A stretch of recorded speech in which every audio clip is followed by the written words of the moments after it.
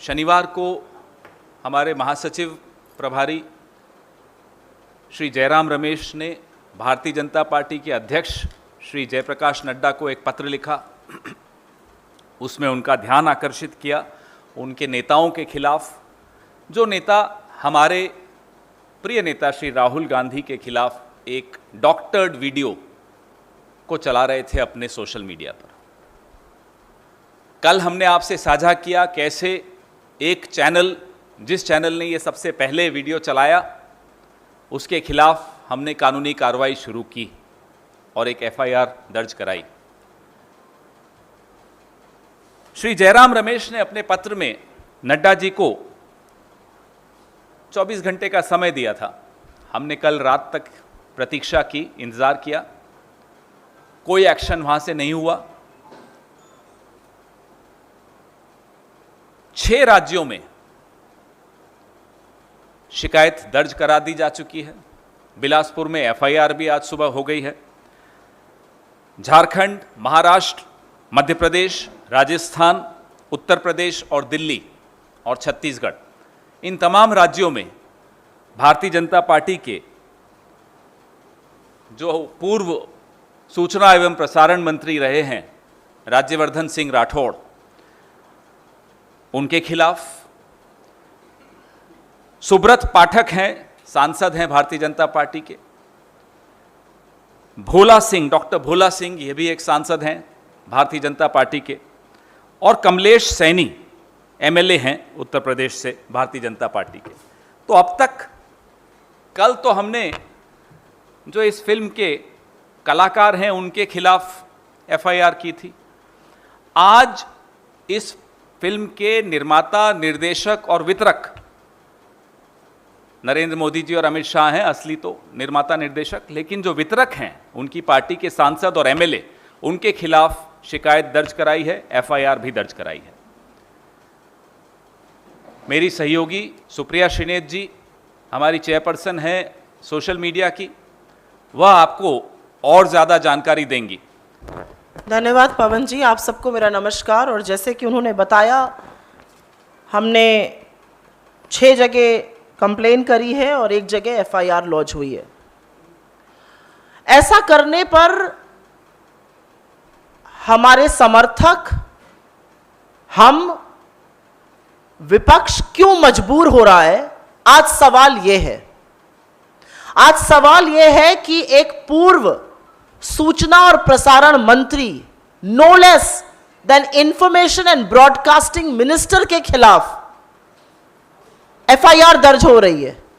और चार्ज क्या है? फेक न्यूज फैलाने के लिए, जिसका अंदेशा है धार्मिक उन्माद बढ़ाना। और जैसा कि पवन जी ने कहा, मैं फिर से रिपीट करके उनको और गौरवान्वित नहीं करूंगी जिन बाकी लोगों के खिलाफ हुई है, लेकिन एक व्यक्ति जो इस देश का मंत्री रह चुका है, जो चुना हुआ सांसद है, उनके साथ चुने हुए 2 सांसद, विधायक, ऐसे तमामों लोग क्यों ये फेक न्यूज फैला रहे हैं? क्यों ये फर्जीवाड़ा कर रहे हैं?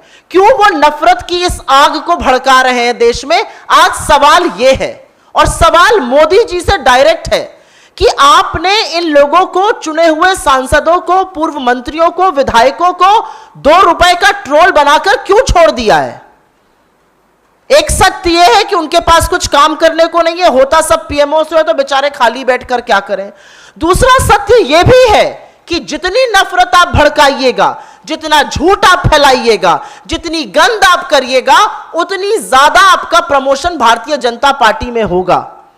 एक आईएनबी मिनिस्टर वो थे जिनके खिलाफ आज एफआईआर हुई है, और एक आईएनबी मिनिस्टर हमारे अभी प्रेजेंट हैं जिन्होंने जो बात दिल्ली दंगों के दौरान कही थी, हंसकर कही थी, उनकी पदोन्नति हो जाती है। तो आज सवाल यह है कि सोशल मीडिया का जो यूज हो रहा है, हां उन्होंने अपनी ट्वीट डिलीट करी, हां ट्विटर ने उसको सर्कल करके कहा कि ये आउट ऑफ कॉन्टेक्स्ट मीडिया है, उसको दिखाया कि ये गलत दिखा रहे हैं, लेकिन डैमेज हो चुका है। और अब मैं एक तथ्यात्मक बात आपके सामने जरूर रखना चाहती हूं। सोशल मीडिया पे फेक न्यूज फैलाना, सोशल मीडिया पे फर्जीवाड़ा करना एक बात है, लेकिन सोशल मीडिया का इस्तेमाल अगर आप आतंकियों के साथ मिलकर करिएगा तो वो बर्दाश्त नहीं किया जाएगा। इतना सेंसिटिव माहौल है आज देश का, इतना धर्मांधता के चलते क्या हो रहा है देश में हम सब देख रहे हैं, और आपकी हिम्मत होती है कि आप विपक्ष के प्रमुख नेता राहुल गांधी जी का नाम उसके साथ जोड़कर उनके खिलाफ एक फर्जी वीडियो ट्वीट करेंगे। आप चुने हुए सांसद हैं, आप मंत्री रह चुके हैं। Apart from the fall for grace, this is a conspiracy. आप एक बहुत बड़ी साजिश का हिस्सा हैं, क्योंकि आपने ट्वीट तो डिलीट कर दिया, लेकिन जो व्हाट्सएप पे आपके मैसेजेस है वो अभी भी चल रहे हैं उस फर्जीवाड़ा के खिलाफ। तो कहीं ना कहीं आप धर्मांधता की आग को, उन्माद की आग को भड़का तो रहे ही हैं, आप राहुल गांधी जी का नाम उसके साथ जोड़ रहे हैं। और इस मंच से हम जरूर पूछना चाहते हैं, भाजपा का कोई भी नेता यह हिम्मत ना करे कि आप राहुल गांधी जी का या कांग्रेस पार्टी के किसी का भी नाम आतंकियों के साथ जोड़ने की जरूरत करिए। राहुल गांधी होना आसान नहीं है। एक 8 साल का लड़का जब अपने घर वापस आया था ना, तो अपनी दादी को आतंकियों की गोली से छलनी देखा था। एक नौजवान जब वापस आया इस देश में, तो उसको अपने पिता के शरीर के अंग नहीं मिल रहे थे, उन्होंने आतंकियों का सामना किया है। आपकी हिम्मत कैसे होती है एक झूठा वीडियो ट्वीट करने के लिए? और मुझे ऐसा लगता है कि चुने हुए प्रतिनिधियों की जिम्मेदारी ज्यादा है सत्य दिखाने की, झूठ का पर्दाफाश करने की, आतंकियों के खिलाफ हमला बोलने की, देश का माहौल ठीक करने की। लेकिन जब चुने हुए प्रधानमंत्री कल तेलंगाना में बड़ी रैली करते हैं, 28 मिनट 21 सेकंड जबानी जमा खर्च करते हैं और इस देश में शांति के लिए 2 शब्द नहीं बोल पाते हैं, उसका नतीजा है कि उनके लोग, उसका नतीजा है कि आज चुने हुए सांसद, चुने हुए विधायकों को लगता है कि जितना झूठ फैलाओगे, जितनी धर्मांधता फैलाओगे, जितनी नफरत भड़काओगे, उतना आपका प्रमोशन होगा।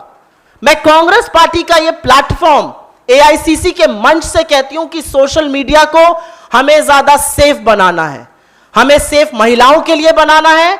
It should be a platform for public discourse, it should be a platform जहां पर हम पॉलिसीज को, उसके बारे में बात कर सके, अच्छे सुझाव दे सके पॉलिसीज पर, एक सकारात्मक रुख हम अपनी पॉलिटिक्स के लिए इस्तेमाल कर सके। लेकिन सोशल मीडिया का इस्तेमाल इस देश के चुने हुए सांसद, पूर्व मंत्री, विधायक, खुद प्रधानमंत्री जी लोग फर्जीवाड़ा फैलाने के लिए करते हैं, वो अब बर्दाश्त नहीं होगा।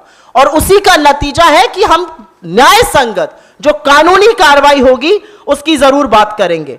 क्योंकि यह सच है कि झूठ एक चैनल ने दिखाया, उस चैनल ने झूठ को हटाया, उसके खिलाफ जरूर कार्रवाई होगी।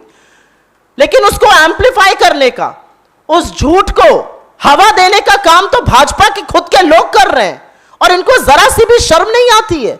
आज अपील होनी चाहिए, आपके जो नेता प्रतिपक्ष हैं वो बैठकर अशोक गहलोत जी की सर्वदलीय बैठक में उसकी भर्त्सना करते हैं, अपना सहयोग बताते हैं, प्रशंसा करते हैं अशोक गहलोत की सरकार ने कैसे एक्शन लिया। और अगर आप मुझसे पूछिए तो राजस्थान ने एक गोधरा होने से बचा लिया जो मोदी जी 2002 में नहीं बचा पाए थे।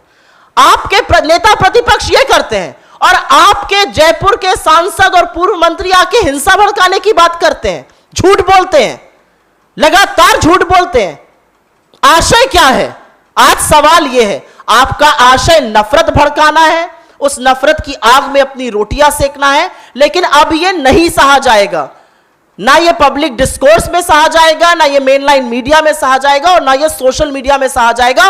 और खास तौर से अगर आपने कांग्रेस के शीर्ष नेतृत्व और हमारे नेता राहुल गांधी जी के खिलाफ इस तरह का दुष्प्रचार किया, तो उसके परिणाम आपको भुगतने पड़ेंगे। और परिणाम भुगतना जरूरी है, क्योंकि आप 2 रुपल्ली के ट्रोल अगर बनने को तैयार हैं, तो जो 2 रुपल्ली के ट्रोल के साथ होना चाहिए वही आपके साथ न्याय संगत कानूनी कार्यवाही होगी।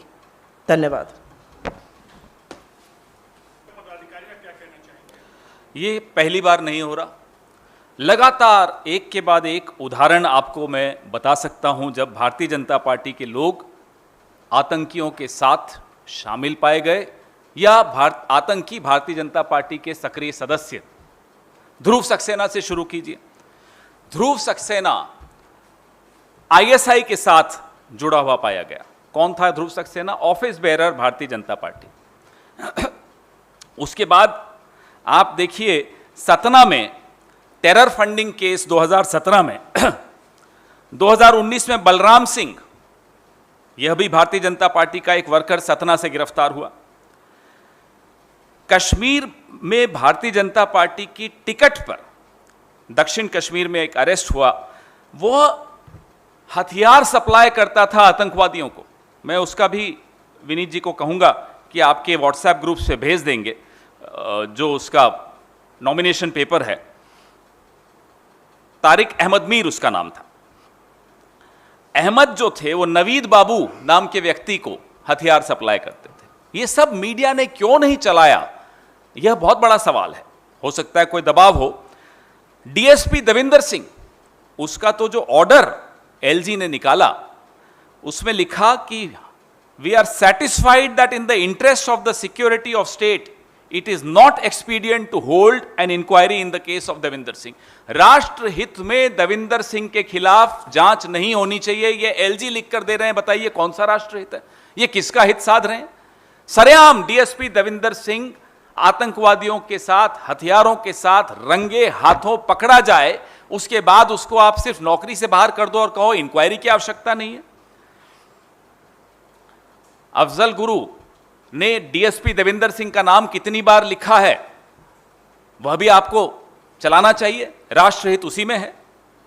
उसके बाद उदयपुर का हमने आपको बताया कैसे रियाज अतारी, उसको 2019 के नवंबर में भारतीय जनता पार्टी के सदस्यता अभियान में भारतीय जनता पार्टी के जिलाध्यक्ष, भारतीय जनता पार्टी का सदस्य बनाते हुए उसकी तस्वीर हमने आपको जारी की। उससे ज्यादा बड़ा सबूत क्या हो सकता है? कल जो कश्मीर में ग्रामीणों ने एक आतंकवादी पकड़ा, वह भारतीय जनता पार्टी की आईटी सेल, माइनॉरिटी मोर्चा की आईटी सेल का प्रभारी निकला, स्टेट का। तो एक के बाद एक अगर इतने उदाहरण, आसाम के भी कुछ उदाहरण हैं। अब एक मोहम्मद फारूक खान, एक कन्विक्टेड टेररिस्ट, मसूद अजहर ने उसको ट्रेन किया, जेकेएलएफ का मेंबर था, municipal election ward number 33 Srinagar से भारतीय जनता पार्टी की टिकट पे लड़ता है। इससे बड़े उदाहरण कुछ मिल सकते हैं आपको किसी और पार्टी में? ये राष्ट्रवादी अपने आप को कहते कैसे हैं? गलती हो जाए, एक आध कोई आपकी पार्टी में घुस गया हो, आतंकवादी निकले, चलो समझ में आता है, नहीं आपने ध्यान दिया होगा। गृह मंत्री के पीछे बैठा था कल जो गिरफ्तार हुआ आतंकवादी, गृह मंत्री के साथ उसकी फोटो है। गृह मंत्री खुद सुरक्षित नहीं है, अगर उन्हें जानकारी नहीं थी तो ये बहुत हैरानी की बात। कल रविंद्र रैना के साथ उसकी फोटो जारी हुई। जम्मू कश्मीर एक बहुत सेंसिटिव स्टेट रीजन है, वहां आप देख रहे हैं कि आतंकवादी ना केवल भारतीय जनता पार्टी का ऑफिस बेरर है, अमरनाथ यात्रा पे हमले की योजना बनाने वाला व्यक्ति एक चित्र में गृह मंत्री के पीछे बैठा हुआ पाया जाए। बताइए इस देश की हालत क्या बना दी है। इसलिए जांच ऐसी होनी चाहिए, किसके तार कहां जुड़े हैं इस देश को अब मालूम होना चाहिए।